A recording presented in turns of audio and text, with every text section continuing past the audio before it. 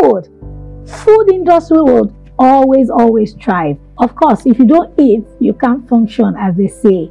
You can't capitalize on this industry if you consider going into catering, running a bakery, offering cooking classes, or developing a line of food products.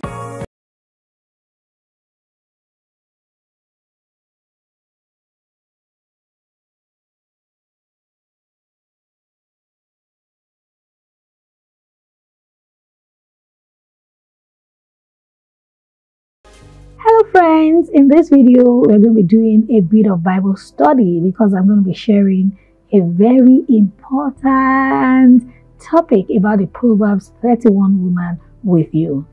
Men are welcome to join in this conversation, but I believe women will pick many things from today's conversation. It's a Bible study, so dig in with me. And my title for this video is what I call the Proverbs 31 Blueprint for Thriving in Today's Economy. I'm almost certain that a lot of you are familiar with the Proverbs 31 woman. Whether she was fictitious or whether she existed is not the subject of consideration. But what are some of the things that we can learn from her? I'm quickly going to be reading from Proverbs chapter 31, and I'll read from verse 10. I am reading the NKJV version, the New King James Version. Who's ready to dive into this conversation with me? So let's do this. Proverbs 31 verse 10. Who can find a virtuous wife? For her wealth is far above rubies. The heart of her husband safely trusts her, so he will have no lack of gain. She does him good and not evil all the days of her life. She seeks wool and flax, willingly works with her hands. She's like the merchant ships.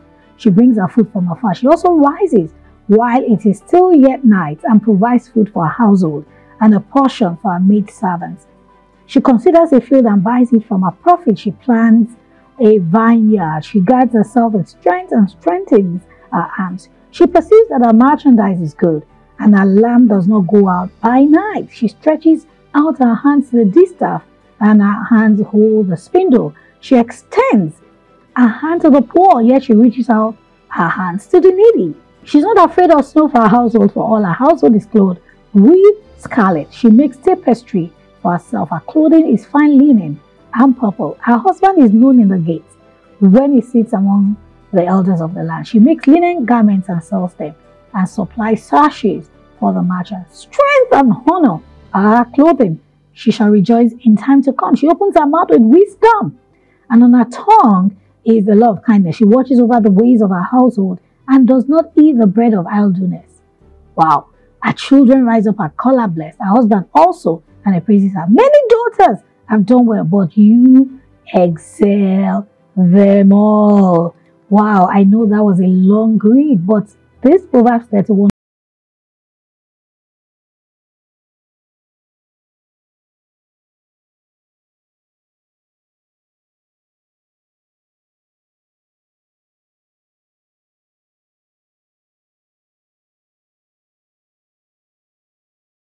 the blueprint for thriving in today's economy.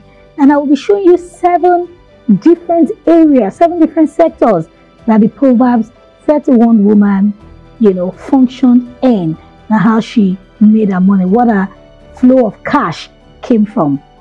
And now let me quickly say this. Don't be under pressure. You don't have to flow or work in all 7 economies, but if you can, why not? Some people are multidimensional. Some of us are wired to be multidimensional. But hey, pick that sector or that industry that works for you and go succeed with your finances. The first economy that the Proverbs 31 woman operated in is what I call the knowledge economy. And in Proverbs chapter 31 verse 26, which we already read, I'll read it again. She opens her mouth with wisdom, and on her tongue is the law of kindness. We operate in a knowledge economy whereby everybody is seeking for answers to their problems. So we have coaches, consultants, counselors.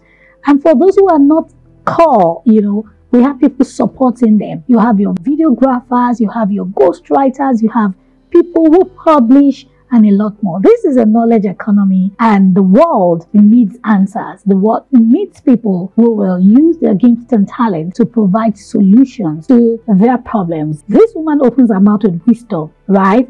Leveraging her expertise and skills and insights to educate, to mentor, to consult. And how do we practically explain this, in this age? Through online courses, through webinars, through writing of books, or offering consultancy services. So this woman operated in the knowledge economy. How can you operate in the knowledge economy? What are your gifts and talents? As a man, as a woman, what are the things that you can immediately do, right? And there are statistics that I read says that the global e-learning market was valued at around 250 billion in 2020 and is projected to reach over 370 billion by 2026. What part of that money is going to come to you? Quickly, I'm going to jump to the next point. Well, hey, how do you operate in the knowledge economy?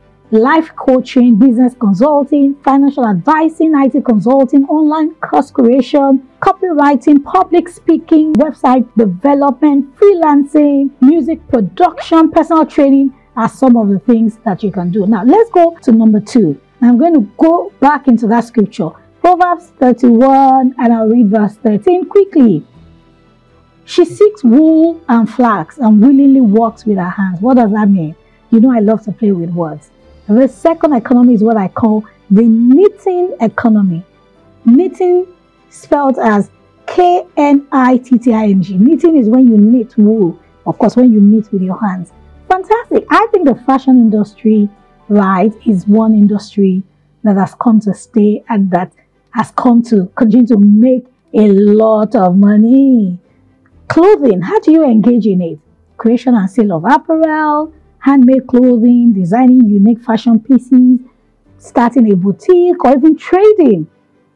These days, people do a lot of white labeling, whereby, they just stamp their logos on already made items. I think as women, you know how we all love fashion. Our fashion designers are making a whole lot of money. I'm not saying you should go into fashion, but you might just want to explore the side of passion that you would like to operate in. A statistic that I encountered said revenue in the fashion market is projected to reach $760 billion by 2024. I love it. I love it. If you find yourself in the knitting economy, leaning more, if you are considering it, why not? And it's never too late to operate in that knitting, or what I call the fashion economy. Now, the third economy. I love it. Proverbs 31 woman gave us a lot to learn from. I'm going to read quickly again verse 14 in Proverbs 31. And she says she's like the merchant's ships. She brings her food from afar. She also rises while it is night and provides food for her household. Can you guess the next economy? It is what I call the kneading economy. Kneading spelled as K-N-E-A-D-I-N-G. Those who are familiar with confectionery business, those who are familiar with baking and catering will know what kneading means. I've operated in that industry, a couple of years ago when I went to learn how to make confectionaries because I identified a gap and the need, for that product and service, and I made a whole lot of money out of it. So kneading has to do with the food industry, guys. Food industry will always thrive. Of course, if you don't eat, you can't function, as they say. You can't capitalize on this industry if you consider going into catering, running a bakery, offering cooking classes, or developing a line of food products. Let me read the statistics that talk to, the food industry, and this will shock you. Revenue in the food market amounts to $10.07 trillion. Of course, food is one of the most important things. It might be an industry, it might be an economy that you want to operate in. So far, I've showed you 3 economies that this amazing woman operated in. I talked about the knowledge economy. I talked about the knitting economy, fashion. I talked about the kneading economy, food. If you have been looking at how to expand your income sources, take a cue from the Proverbs 31 woman and consider the economies that you would like to operate in. Number 4 economy. Okay, I'll read from verse 16a. She considers a field and buys it. From her profits, she plants a vineyard. Ladies and gentlemen, what do you do with a vineyard? drinks, wine, and that is what I have termed as the keg economy. I'm just trying to show you K's, like consistent. You know how we do it here at Smart Steel. You know how I teach this points so that you can remember them. The keg economy. Of course, keg is synonymous with what? Drinks. Let me show you the statistic that talks about the beverage or drink industry. Revenue, right, according to this statistic, which I will quote in the caption, in the beverages market is projected to reach 248.7 billion in 2024. Can you see? How much of that is going to come to you? My father of blessed memory was a distributor for a lot of drinks producers, Nigerian breweries, Guinness and a whole lot more. And he made a whole lot of money back then. How much more? Fizzy drinks. I'm not saying that fizzy drinks are good. I mean, some of you may even be healthy drinks, whatever niche you'd like to address. I think the keg industry, as we see from the life of the Proverbs 31 woman, is fantastic, right? Brewing and selling of beverages. You can start a microbrewery. Why not? If you live abroad, even if you live in Nigeria, a boutique winery. Why not? A specialty tea. You can have a coffee shop, right? Anything drinks is what the keg economy stands for. Of course, we go into the fifth economy. Don't forget, we're learning about the Proverbs 31 woman and 7 economies that are identified that she operated in. Are you excited? Are you learning something from this video? She extends her hand to the poor, Proverbs 31:20. Yet she reaches out her hands to the needy. What do you think this economy is? I call it the kindness economy, the not-for-profit. Listen, not all of us will start not-for-profit. We have a not-for-profit organization called the Food Foundation, through which we cater to vulnerable women in the society. We have partnered with organizations like the U.S. Consulate to economically empower women. There are a lot of not-for-profit organizations around the world. So it's a very, very important part of the society, because there are a lot of vulnerable people out there who need help, who need support. Sometimes small business owners need a lot of support. So this woman also exemplified kindness, and she operated in that economy. She learned.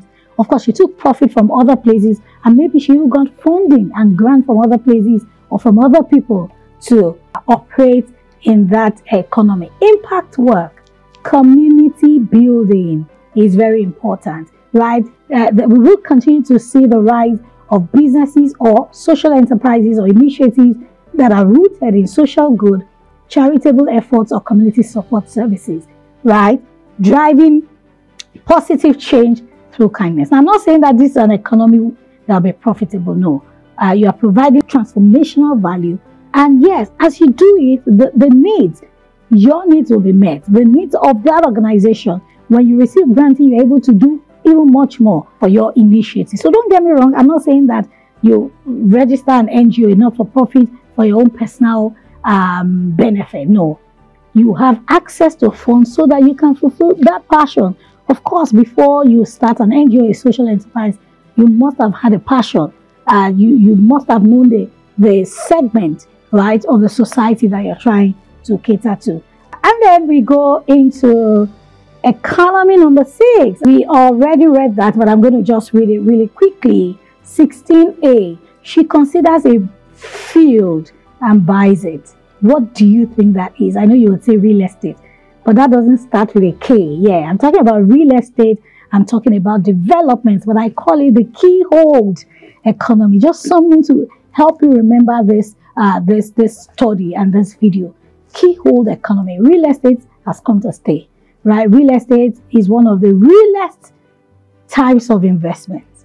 So you may say, but I don't have money. I don't have a lot of money to do real estate. Start small. They're what we call REITs, right? Real estate investment schemes or trust or whatever, whereby you can get very, very credible real estate organizations, and you can, partner with them to do projects, right? Whilst you may not own properties in some instances, you will put your money down and you can earn a decent return on it. And hey, the reason you're listening to this video, the reason you're investing time in your personal finance is to build your wealth so that a time will come and you will be able to, of course, buy your desired, not just residential house, but build an investment portfolio. So the woman also shows us that she was a real estate magnate. And that is the goal, women, right? Statistic I have here, let me see if there's a statistic.